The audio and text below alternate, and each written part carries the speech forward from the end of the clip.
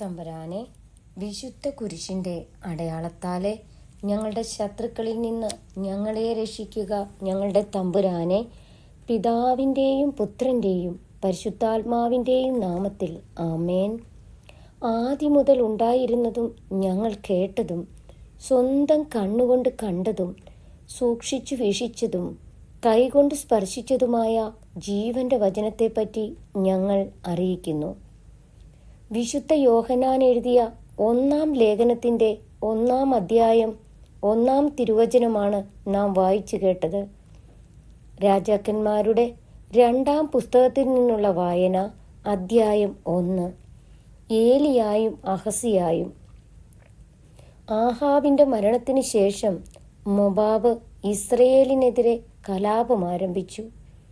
സമരിയായിൽ വച്ച് അഹസിയ മട്ടുപ്പാവിൽ നിന്ന് വീണ് കിടപ്പിലായി. താൻ ഇതിൽ നിന്ന് രക്ഷപ്പെടുമോ ഇല്ലയോ എന്നാരായാൻ എക്രോണിലെ ദേവനായ ബാൽസെബൂബിൻ്റെ അടുത്തേക്ക് ആളയച്ചു.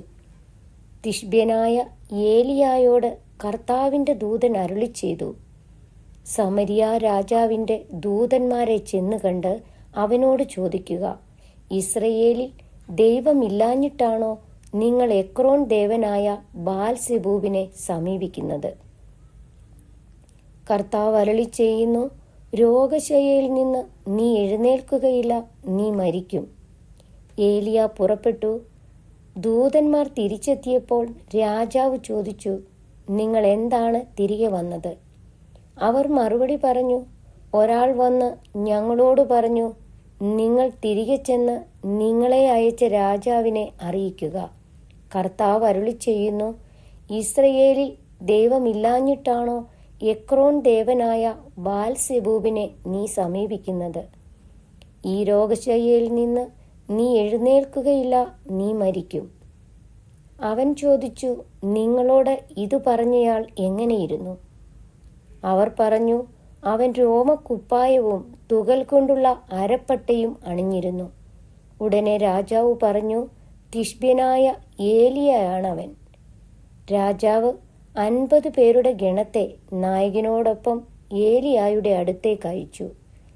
മലമുകളിലിരുന്ന ഏലിയായോട് നായകൻ പറഞ്ഞു, ദൈവപുരുഷ, ഇറങ്ങി വരാൻ രാജാവ് കൽപ്പിക്കുന്നു. ഏലിയ പ്രതിവചിച്ചു, ഞാൻ ദൈവപുരുഷനാണെങ്കിൽ ആകാശത്തിൽ നിന്ന് അഗ്നി ഇറങ്ങി നിന്നെയും നിന്റെ 50 പേരെയും ദഹിപ്പിച്ചു കളയട്ടെ. ആകാശത്തിൽ നിന്ന് അഗ്നി ഇറങ്ങി അവരെ ദഹിപ്പിച്ചു. വീണ്ടും 50 പേരെ നായകനോടൊപ്പം രാജാവ് ഏലിയായുടെ അടുത്തേക്ക് അയച്ചു. നായകൻ ചെന്ന് അവനോട് പറഞ്ഞു, ദൈവപുരുഷ, ഇത് രാജാവിൻ്റെ കൽപ്പനയാണ്, വേഗം ഇറങ്ങി വരിക. ഏലിയ പറഞ്ഞു, ഞാൻ ദൈവപുരുഷനാണെങ്കിൽ ആകാശത്തിൽ നിന്ന് അഗ്നി ഇറങ്ങി നിന്നെയും നിന്റെ 50 പേരെയും ദഹിപ്പിച്ചു കളയട്ടെ. ആകാശത്തിൽ നിന്ന് ദൈവത്തിൻ്റെ അഗ്നി ഇറങ്ങി അവരെ ദഹിപ്പിച്ചു. രാജാവ് 3-ാമതും 50 പേരെ നായകനോട് കൂടെ അയച്ചു. നായകൻ ചെന്ന് ഏലിയായുടെ മുൻപിൽ മുട്ടുകുത്തി അപേക്ഷിച്ചു, ദൈവപുരുഷ, എൻ്റെയും അങ്ങയുടെ ഈ 50 ദാസന്മാരുടെയും ജീവൻ അങ്ങയുടെ ദൃഷ്ടിയിൽ വിലപ്പെട്ടതായിരിക്കട്ടെ. മുൻപ് വന്ന 50 പേരുടെ 2 സംഘങ്ങളെയും അവരുടെ നായകന്മാരെയും ആകാശത്തിൽ നിന്ന് അഗ്നി ഇറങ്ങി ദഹിപ്പിച്ചു. ഇപ്പോൾ എൻ്റെ ജീവൻ അങ്ങയുടെ ദൃഷ്ടിയിൽ വിലപ്പെട്ടതായിരിക്കട്ടെ. കർത്താവിൻ്റെ ദൂതൻ ഏലിയായോട് പറഞ്ഞു, അവനോട് കൂടെ ഇറങ്ങിച്ചെല്ലുക, അവനെ ഭയപ്പെടേണ്ട. ഏലിയ അവനോട് കൂടെ രാജാവിൻ്റെ അടുത്ത് ചെന്നു. ഏലിയ രാജാവിനോട് പറഞ്ഞു, കർത്താവ് അരുളി ചെയ്യുന്നു, എക്രോൺ ദേവനായ ബാൽസെബൂബിനോട് ആരായാൻ ദൂതന്മാരെ അയച്ചതുകൊണ്ട് നീ രോഗശയ്യയിൽ നിന്ന് എഴുന്നേൽക്കുകയില്ല, നിശ്ചയമായും നീ മരിക്കും. ഇസ്രയേലിൽ ദൈവമില്ലാഞ്ഞിട്ടാണോ നീ ഇത് ചെയ്തത്? ഏലിയ വഴി കർത്താവ് അരുളി ചെയ്തതുപോലെ അവൻ മരിച്ചു. അഹസ്യായിക്ക് പുത്രനില്ലാതിരുന്നതിനാൽ സഹോദരൻ യോറാം യൂദാ രാജാവായ യഹോശാഫാത്തിൻ്റെ പുത്രൻ യഹോറാമിൻ്റെ 2-ാം ഭരണവർഷത്തിൽ രാജാവായി. അഹസ്യായുടെ മറ്റു പ്രവർത്തനങ്ങൾ ഇസ്രയേൽ രാജാക്കന്മാരുടെ ദിനവൃത്താന്തത്തിൽ രേഖപ്പെടുത്തിയിട്ടുണ്ടല്ലോ. രാജാക്കന്മാരുടെ 2-ാം പുസ്തകത്തിൽ നിന്നുള്ള വായന, അധ്യായം 2. ഏലിയ സ്വർഗത്തിലേക്ക്. കർത്താവ് ഏലിയായെ സ്വർഗത്തിലേക്ക് ചുഴലിക്കാറ്റിലൂടെ എടുക്കാൻ സമയമായപ്പോൾ ഏലിയായും എലീഷായും ഗിൽഗാലിൽ നിന്ന് വരികയായിരുന്നു. ഏലിയ എലീഷായോട് പറഞ്ഞു, ദയവായി ഇവിടെ നിൽക്കുക, കർത്താവ് എന്നെ ബേഥേൽ വരെ അയച്ചിരിക്കുന്നു. എന്നാൽ എലീഷ പറഞ്ഞു, കർത്താവിനെയും അങ്ങയെയും സാക്ഷിയാക്കി ഞാൻ പറയുന്നു, ഞാൻ അങ്ങയെ വിട്ടു മാറില്ല. അങ്ങനെ അവർ ബേഥേലിലേക്ക് പോയി. ബേഥേലിലുണ്ടായിരുന്ന പ്രവാചകഗണം എലീഷായോട് പറഞ്ഞു, കർത്താവ് നിന്റെ യജമാനനെ ഇന്ന് നിന്നിൽ നിന്ന് എടുക്കുമെന്ന് നിനക്കറിയാമോ? അവൻ പറഞ്ഞു, ഉവ്വ്, എനിക്കറിയാം, നിശബ്ദരായിരിക്കുവിൻ. ഏലിയ എലീഷായോട് പറഞ്ഞു, ദയവായി ഇവിടെ നിൽക്കുക, കർത്താവ് എന്നെ ജെറീക്കോയിലേക്ക് അയച്ചിരിക്കുന്നു. അവൻ പ്രതിവചിച്ചു, കർത്താവിനെയും അങ്ങയെയും സാക്ഷിയാക്കി ഞാൻ പറയുന്നു, ഞാൻ അങ്ങയെ വിട്ടു മാറില്ല. അങ്ങനെ അവർ ജെറീക്കോയിലെത്തി. ജെറീക്കോയിലുണ്ടായിരുന്ന പ്രവാചകഗണം എലീഷായോട് പറഞ്ഞു, കർത്താവ് നിന്റെ യജമാനനെ ഇന്ന് നിന്നിൽ നിന്ന് എടുക്കുമെന്ന് നിനക്കറിയാമോ? അവൻ പറഞ്ഞു, ഉവ്വ്, എനിക്കറിയാം, നിശബ്ദരായിരിക്കുവിൻ. അനന്തരം ഏലിയ എലീഷായോട് പറഞ്ഞു, ദയവായി ഇവിടെ നിൽക്കുക, കർത്താവ് എന്നെ ജോർദാനിലേക്ക് അയച്ചിരിക്കുന്നു. അവൻ പറഞ്ഞു, കർത്താവിനെയും അങ്ങയെയും സാക്ഷിയാക്കി ഞാൻ പറയുന്നു, ഞാൻ അങ്ങയെ വിട്ടു മാറില്ല. അങ്ങനെ ഇരുവരും യാത്ര തുടർന്നു. അവർ ഇരുവരും ജോർദാനു സമീപം എത്തിയപ്പോൾ പ്രവാചകഗണത്തിൽപ്പെട്ട 50 പേർ അല്പം അകലെ വന്നു നിന്നു. ഏലിയ മേലങ്കിയെടുത്ത് ചുരുട്ടി വെള്ളത്തിലടിച്ചു. വെള്ളം ഇരുവശത്തേക്കും മാറി. ഇരുവരും ഉണങ്ങിയ നിലത്തുകൂടി അക്കരെ കടന്നു. മറുകര എത്തിയപ്പോൾ എലിയ എലീഷായോട് പറഞ്ഞു, നിന്നിൽ നിന്ന് എടുക്കപ്പെടുന്നതിന് മുൻപ് ഞാൻ എന്താണ് ചെയ്തു തരേണ്ടത്? എലീഷ പറഞ്ഞു, അങ്ങയുടെ ആത്മാവിൻ്റെ ഇരട്ടി പങ്ക് എനിക്ക് ലഭിക്കട്ടെ. അവൻ പറഞ്ഞു, ദുഷ്കരമായ കാര്യമാണ് നീ ചോദിച്ചത്. എങ്കിലും ഞാൻ എടുക്കപ്പെടുന്നത് നീ കാണുകയാണെങ്കിൽ നിനക്കത് ലഭിക്കും, കണ്ടില്ലെങ്കിൽ ലഭിക്കുകയില്ല. അവർ സംസാരിച്ചു കൊണ്ട് പോകുമ്പോൾ അതാ ഒരു ആഗ്നേയ രഥവും ആഗ്നേയ അശ്വങ്ങളും അവരെ വേർപെടുത്തി. ഏലിയ ഒരു ചുഴലിക്കാറ്റിൽ സ്വർഗത്തിലേക്കുയർന്നു. എലീഷ അത് കണ്ട് നിലവിളിച്ചു, എൻ്റെ പിതാവേ, എൻ്റെ പിതാവേ, ഇസ്രയേലിൻ്റെ രഥങ്ങളും സാരഥികളും. പിന്നെ അവൻ ഏലിയായെ കണ്ടില്ല. അവൻ വസ്ത്രം കീറി.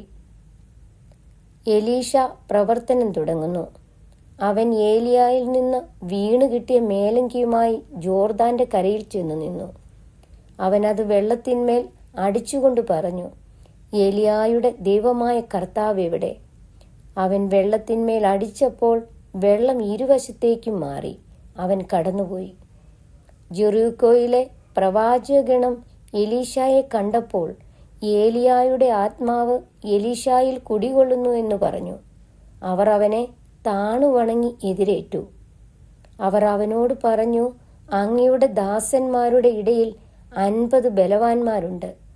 അങ്ങയുടെ യജമാനനെ അന്വേഷിച്ചു പോകുന്നതിന് അവരെ അനുവദിച്ചാലും. കർത്താവിൻ്റെ ആത്മാവ് അവനെ വല്ല മലയിലോ താഴ്വരയിലോ ഉപേക്ഷിച്ചിരിക്കാം. അവൻ പറഞ്ഞു, ആരെയും അയക്കണ്ട. അവൻ സമ്മതിക്കുവോളം അവർ നിർബന്ധിച്ചു. അപ്പോൾ അവൻ പറഞ്ഞു, അയച്ചുകൊള്ളുവിൻ. അവർ 50 പേരെ അയച്ചു. അവർ 3 ദിവസം അന്വേഷിച്ചെങ്കിലും അവനെ കണ്ടെത്തിയില്ല. എലീഷ ജെറീക്കോയിൽ കാത്തു നിൽക്കുമ്പോൾ അവർ മടങ്ങി വന്നു. അവൻ അവരോട് പറഞ്ഞു, പോകണ്ടാന്ന് ഞാൻ പറഞ്ഞതല്ലേ? നഗരവാസികൾ എലീഷായോട് പറഞ്ഞു, അങ്ങ് കാണുന്നില്ലേ, ഈ പട്ടണം ജീവിക്കാൻ പറ്റിയതാണ്. എന്നാൽ വെള്ളം മലിനവും നാട് ഫലശൂന്യവുമാണ്. ഒരു പുതിയ പാത്രം കൊണ്ടുവന്ന് അതിൽ ഉപ്പിടുവീനെന്ന് അവൻ പറഞ്ഞു. അവർ അങ്ങനെ ചെയ്തു. അവൻ ഉറവയ്ക്ക് അടുത്തു ചെന്ന് ഉപ്പതിലിട്ടുകൊണ്ട് പറഞ്ഞു, കർത്താവ് അരുളി ചെയ്യുന്നു, ഞാൻ ഈ വെള്ളം ശുദ്ധീകരിച്ചിരിക്കുന്നു. ഇനി ഇത് മരണത്തിനോ ഫലശൂന്യതയ്ക്കോ കാരണമാവുകയില്ല. എലീശായുടെ വചനമനുസരിച്ച് ആ വെള്ളം ഇന്നും ശുദ്ധമാണ്. അവൻ അവിടെ നിന്ന് ബേഥേലിലേക്ക് പോയി. മാർഗമധ്യേ പട്ടണത്തിൽ നിന്ന് വന്ന ചില ബാലന്മാർ അവനെ പരിഹസിച്ചു. കഷണ്ടിത്തലയ ഓടിക്കോ. അവൻ തിരിഞ്ഞു നോക്കി അവരെ കണ്ടു. കർത്താവിൻ്റെ നാമത്തിൽ അവരെ ശപിച്ചു. കാട്ടിൽ നിന്ന് 2 പെൺകരടികൾ ഇറങ്ങി 42 ബാലന്മാരെ ചീന്തിക്കീറി. അവിടെ നിന്ന് അവൻ കാർമൽ മലയിലേക്കും തുടർന്ന് സമരിയായിലേക്കും പോയി. രാജാക്കന്മാരുടെ 2-ാം പുസ്തകത്തിൽ നിന്നുള്ള വായന, അധ്യായം 3. ഇസ്രയേലും മൊബാബിലും തമ്മിൽ യുദ്ധം. യൂദ രാജാവായ യഹോശാഫാത്തിന്റെ 18-ാം ഭരണവർഷം അഹാബിന്റെ മകൻ യോറാം സമരിയായിൽ ഇസ്രയേൽ രാജാവായി. അവൻ 12 വർഷം ഭരിച്ചു. അവൻ കർത്താവിന്റെ മുൻപിൽ തിന്മ പ്രവർത്തിച്ചു. എങ്കിലും മാതാപിതാക്കന്മാരെ പോലെ ആയിരുന്നില്ല. പിതാവുണ്ടാക്കിയ ബാൽ സ്തംഭം അവൻ എടുത്തു കളഞ്ഞു. നെബാത്തിന്റെ മകൻ ജെറോബാവാം ഇസ്രയേലിനെ കൊണ്ട് ചെയ്യിച്ച പാപം അവനും ആവർത്തിച്ചു. അതിൽ നിന്ന് പിന്മാറിയില്ല. മൊബാബ് രാജാവായ മേശായിക്ക് ധാരാളം ആടുകളുണ്ടായിരുന്നു. അവൻ ഇസ്രയേൽ രാജാവിന് 1,00,000 കുഞ്ഞാടുകളും 1,00,000 മുട്ടാടുകളുടെ രോമവും വർഷം തോറും കൊടുക്കേണ്ടിയിരുന്നു. ആഹാബ് മരിച്ചപ്പോൾ മൊബാബ് രാജാവ് ഇസ്രയേൽ രാജാവുമായി കലഹിച്ചു. അപ്പോൾ യോറാം രാജാവ് സമരിയായിൽ നിന്ന് വന്ന് ഇസ്രയേൽക്കാരെയെല്ലാം ഒന്നിച്ചുകൂട്ടി. അവൻ യൂദ രാജാവായ യഹോശാഫാത്തിന് സന്ദേശമയച്ചു, മൊബാബ് രാജാവ് എന്നെ എതിർക്കുന്നു. അവനെതിരെ യുദ്ധം ചെയ്യാൻ നീ എന്നോടൊപ്പം വരുമോ? അവൻ പറഞ്ഞു, ഞാൻ വരാം. ഞാൻ നിന്നെപ്പോലെയും എൻ്റെ ജനം നിന്റെ ജനം പോലെയും എൻ്റെ കുതിരകൾ നിന്റെ കുതിരകൾ പോലെയുമാണ്. അവൻ ചോദിച്ചു, ഏതു വഴിക്കാണ് നാം നീങ്ങേണ്ടത്? യോറാം പറഞ്ഞു, ഏതോ മരുഭൂമിയിലൂടെ പോകാം. അങ്ങനെ യൂദ രാജാവിനോടും ഏദോം രാജാവിനോടും കൂടെ ഇസ്രയേൽ രാജാവ് പുറപ്പെട്ടു. വളഞ്ഞ വഴിക്കുള്ള 7 ദിവസത്തെ യാത്ര കഴിഞ്ഞപ്പോൾ സൈന്യത്തിനും മൃഗങ്ങൾക്കും വെള്ളമില്ലാതായി. ഇസ്രയേൽ രാജാവ് പറഞ്ഞു, കഷ്ടം, കർത്താവ് ഈ 3 രാജാക്കന്മാരെയും മൊബാബിയരുടെ കയ്യിൽ ഏൽപ്പിച്ചു കൊടുക്കാൻ വിളിച്ചിരിക്കുന്നല്ലോ. യഹോശാഫാത്ത് ചോദിച്ചു, കർത്താവിൻ്റെ ഹിതം ആരായേണ്ടതിന് അവിടുത്തെ ഒരു പ്രവാചകൻ ഇവിടെ ഇല്ലേ? ഇസ്രയേൽ രാജാവിൻ്റെ ഒരു സേവകൻ പറഞ്ഞു, ഏലിയായുടെ കയ്യിൽ വെള്ളം പകർന്നവനും ഷാഫാത്തിന്റെ മകനുമായ എലീശയുണ്ട്. യഹോശാഫാത്ത് പറഞ്ഞു, കർത്താവിൻ്റെ വചനം അവനോട് കൂടെയുണ്ട്. ഇസ്രയേൽ രാജാവും യഹോശാഫാത്തും ഏദോം രാജാവും അവൻ്റെ അടുത്തേക്ക് പോയി. എലീശ ഇസ്രയേൽ രാജാവിനോട് പറഞ്ഞു, നിനക്കെന്തിനാണ് എൻ്റെ സഹായം? നിന്റെ മാതാപിതാക്കന്മാരുടെ പ്രവാചകന്മാരെ സമീപിക്കൂ. എന്നാൽ ഇസ്രയേൽ രാജാവ് പ്രതിവചിച്ചു, ഇല്ല, ഈ 3 രാജാക്കന്മാരെ മൊബാബിയരുടെ കയ്യിൽ ഏൽപ്പിക്കേണ്ടതിന് വിളിച്ചിരിക്കുന്നത് കർത്താവാണ്. എലീശ പറഞ്ഞു, ഞാൻ സേവിക്കുന്ന സൈന്യങ്ങളുടെ കർത്താവാണ് യൂദ രാജാവായ യഹോശാഫാത്തിനെ പ്രതി അല്ലെങ്കിൽ ഞാൻ നിങ്ങളെ നോക്കുക പോലും ചെയ്യുകയില്ലായിരുന്നു. ഒരു ഗായകനെ എൻ്റെ അടുക്കൽ കൊണ്ടുവരിക. ഗായകൻ പാടിയപ്പോൾ കർത്താവിൻ്റെ ശക്തി എലീശയുടെ മേൽ ആവസിച്ചു. അവൻ പറഞ്ഞു, കർത്താവ് അരുളി ചെയ്യുന്നു, ഈ വരണ്ട അരുവിത്തടം കുളങ്ങൾ കൊണ്ട് ഞാൻ നിറയ്ക്കും. കാറ്റോ മഴയോ ഉണ്ടാകയില്ല. അരുവിത്തടം ജലം കൊണ്ട് നിറയും. നീയും കാലിക്കൂട്ടവും മൃഗങ്ങളും അത് കുടിക്കും. കർത്താവിന് ഇത് നിസ്സാരമാണ്. അവിടുന്ന് മൊബാബിയരെ നിന്റെ കയ്യിൽ ഏൽപ്പിക്കുകയും ചെയ്യും. സുശക്ത നഗരങ്ങളും മുന്തിയ പട്ടണങ്ങളും നിങ്ങൾ അധീനമാക്കും. ഫലവൃക്ഷങ്ങൾ നിങ്ങൾ വെട്ടി വീഴ്ത്തും. നീരൊഴുക്കുകൾ തടയും, നല്ല നിലങ്ങൾ കല്ലുകൊണ്ട് മൂടും. പിറ്റേ ദിവസം പ്രഭാതബലിക്ക് സമയമായപ്പോൾ ഏതോ ദിക്കിൽ നിന്ന് വെള്ളം വന്ന് അവിടെ നിറഞ്ഞു. തങ്ങൾക്കെതിരെ യുദ്ധം ചെയ്യാൻ രാജാക്കന്മാർ വന്നിരിക്കുന്നു എന്ന് കേട്ട് മൊബാബ്യർ പ്രായഭേദമന്യേ യുദ്ധശേഷിയുള്ള എല്ലാവരെയും വിളിച്ചുകൂട്ടി അതിർത്തിയിൽ അണിനിരത്തി. മൊബാബ്യർ രാവിലെ ഉണർന്നു നോക്കിയപ്പോൾ സൂര്യപ്രകാശത്തിൽ വെള്ളം തിളങ്ങുന്നത് കണ്ടു. അത് രക്തം പോലെ ചെമന്നിരുന്നു. അവർ പറഞ്ഞു, ഇത് രക്തമാണ്. രാജാക്കന്മാർ യുദ്ധം ചെയ്ത് പരസ്പരം കൊന്നിരിക്കുന്നു. മൊബാബ്യരെ നമുക്ക് കൊള്ളയടിക്കാം. മൊബാബ്യർ ഇസ്രയേൽ പാളയത്തിൽ എത്തിയപ്പോൾ ഇസ്രയേൽക്കാർ അവരെ തുരത്തി ഓടിപ്പോയവരെ പിന്തുടർന്നു കൊന്നു. അവർ നഗരങ്ങൾ തകർക്കുകയും നല്ല നിലങ്ങൾ കല്ലിട്ട് മൂടുകയും ചെയ്തു. നീരൊഴുക്കുകൾ തടഞ്ഞു, ഫലവൃക്ഷങ്ങൾ വെട്ടിവീഴ്ത്തി. അങ്ങനെ കീർഹരേസത്ത് കൽക്കൂമ്പാരമായി. കവിണക്കാർ അതിനെ വളഞ്ഞു കീഴടക്കി. യുദ്ധം പ്രതികൂലമെന്ന് കണ്ട മൊബാബ് രാജാവ് 700 ഖഡ്ഗധാരികളെയും കൊണ്ട് ഏദോം രാജാവിനെതിരെ കുതിച്ചു കയറാൻ നോക്കി. എന്നാൽ സാധിച്ചില്ല. കിരീടാവകാശിയായ മൂത്ത പുത്രനെ അവൻ മതിലിന്മേൽ ദഹനബലിയായി അർപ്പിച്ചു. സംഭീതരായ ഇസ്രയേല്യർ അവനെ വിട്ട് നാട്ടിലേക്ക് മടങ്ങി. നമ്മുടെ ദൈവമായ കർത്താവിന് സ്തുതി. സ്വർഗസ്വനായ ഞങ്ങളുടെ പിതാവേ, അങ്ങയുടെ നാമം പൂജിതമാകണമേ. അങ്ങയുടെ രാജ്യം വരേണമേ. അങ്ങയുടെ തിരുമനസ് സ്വർഗത്തിലെ പോലെ ഭൂമിയിലുമാകണമേ. അന്നു വേണ്ടുന്ന ആഹാരം ഇന്ന് ഞങ്ങൾക്ക് തരേണമേ. ഞങ്ങളോട് തെറ്റ് ചെയ്യുന്നവരോട് ഞങ്ങൾ ക്ഷമിച്ചിരിക്കുന്നത് പോലെ ഞങ്ങളുടെ തെറ്റുകൾ ഞങ്ങളോട് ക്ഷമിക്കണമേ. ഞങ്ങളെ പ്രലോഭനത്തിൽ വീഴാനിടയാക്കരുതേ. ദുഷ്ടാരൂപി ഞങ്ങളെ രക്ഷിച്ചുകൊള്ളണമേ. നന്മ നിറഞ്ഞ മറിയമേ സ്വസ്തി, കർത്താവ് അങ്ങയോട് കൂടെ സ്ത്രീകളിൽ അങ്ങ് അനുഗ്രഹിക്കപ്പെട്ടവളാകുന്നു. അങ്ങയുടെ ഉദരത്തിൻ ഫലമായി ഈശോ അനുഗ്രഹിക്കപ്പെട്ടവനാകുന്നു.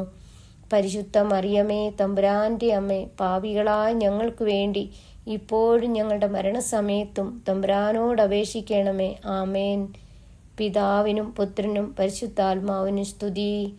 ആദിയിലെ പോലെ ഇപ്പോഴും എപ്പോഴും എന്നേക്കും. ആമേൻ.